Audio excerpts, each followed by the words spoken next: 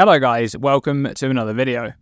In this one I'm going to do a bit of discussion about my starter and my thought process that led to the decision to play this build. For those of you who are hoping for a guide or some direction on the Scorching Ray totems concept, there's a few reasons why I'm not playing that build.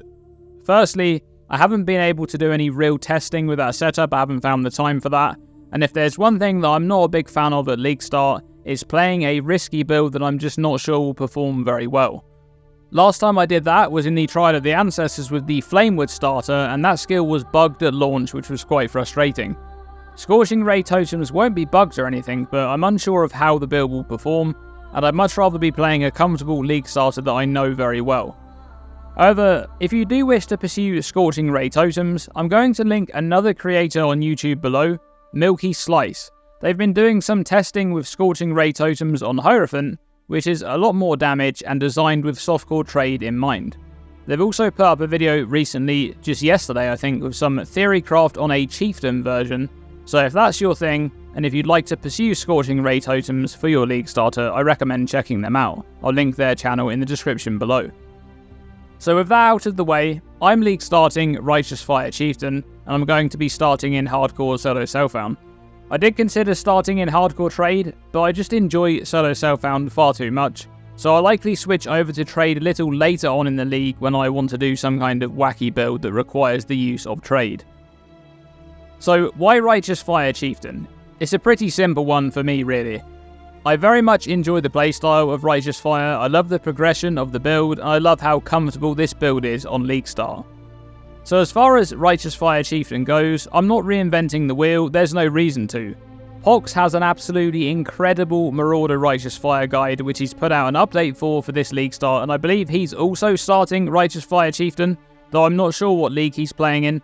I think he mostly plays Solo Self-Found these days. So I'm going to also link his guide below because it's a tremendous guide with tons of detail, really great information in there. However, I do think I'm going to test out a little bit of a self-cast Scorching Ray setup alongside Righteous Fire. I'm not sure if it will be better than Fire Trap, but it at least offers a bit of a freshening up of the gameplay.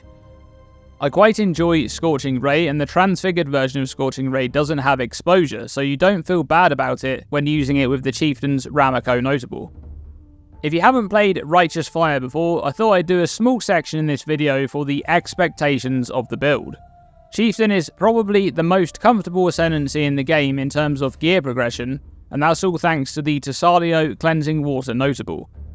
This node makes 50% of your fire resistance modifiers also apply to lightning and cold resistance, and since you're fully focusing on scaling fire resistance with the use of Purity of Fire, with lots of fire resistance on your gear, and by speccing into the life regen based on uncapped fire resistance Fire Mastery, you can pretty much always keep all of your elemental resistances capped easily from the moment you spec into this node in the first lap.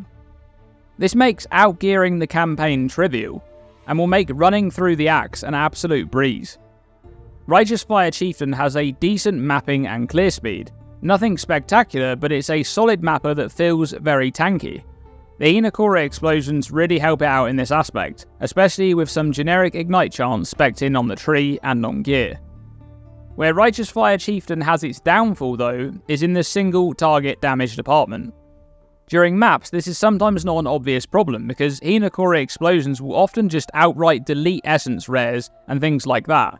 However, you'll notice the lack of single target damage on monsters like, for example, map bosses which are isolated in boss rooms, and if you don't get a Hinokori explosion on top of an essence rare, you'll notice it there as well.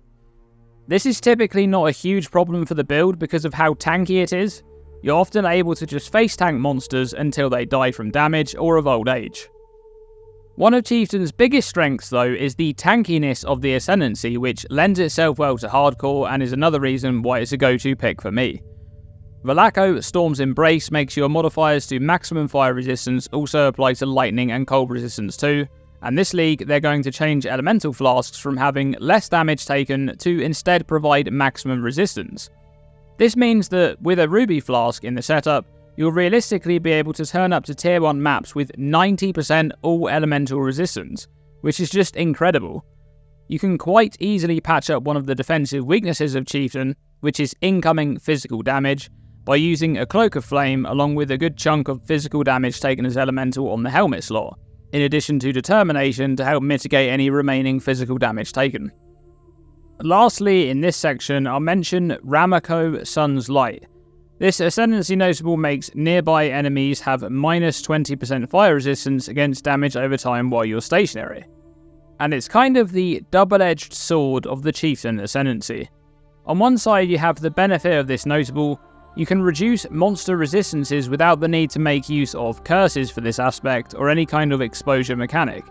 It also synergizes very well with Righteous Fire, shield charging through maps, or using something like Body Swap, since you're considered stationary while using those skills.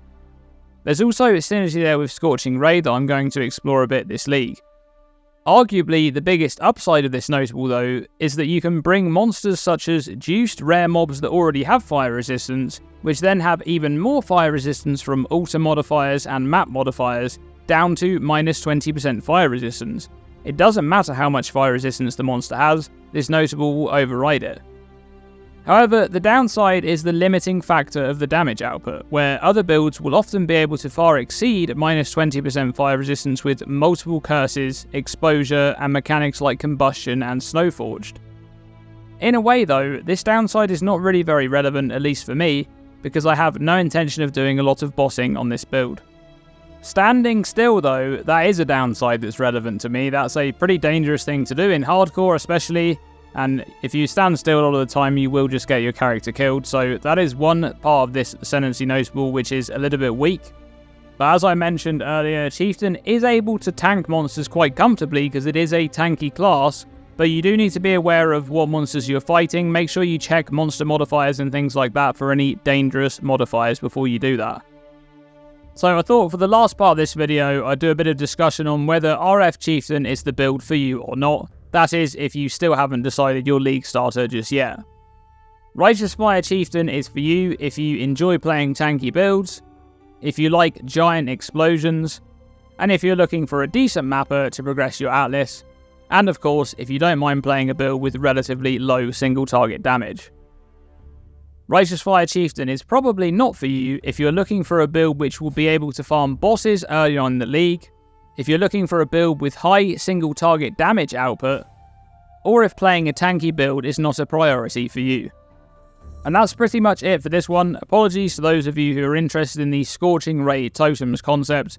It's unfortunate that I haven't been able to do much of any testing or practice this time around, but I definitely want to league start a build that I'm confident in, and to be honest, I was kind of interested in the call to arms support for a slam type build too before they changed the gem to only apply to a single warcry, so that concept is now dead as well. Anyway, I hope all of you have a great league start. It's the best time of year if you're a Path of Exile fan, so enjoy it. Thanks to my patrons for your support, it's very much appreciated.